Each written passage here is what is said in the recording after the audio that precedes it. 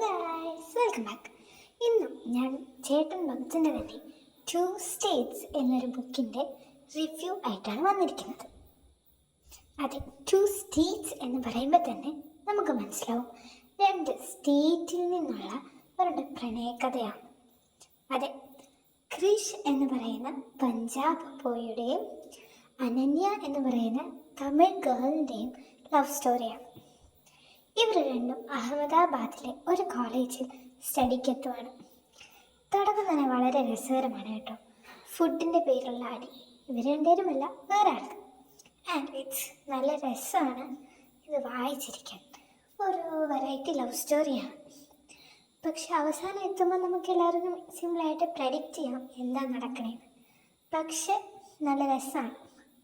പിന്നെ ഇതിനകത്ത് പ്രത്യേകിച്ച് അവർ കല്യാണം കഴിക്കാനാവുന്ന സമയത്ത് ഫാമിലി ഇഷ്യൂസ്, വ്യത്യാസങ്ങൾ തുടങ്ങി പലതരത്തിലുള്ള കാര്യങ്ങളാണ് അറിയിക്കുന്നത്.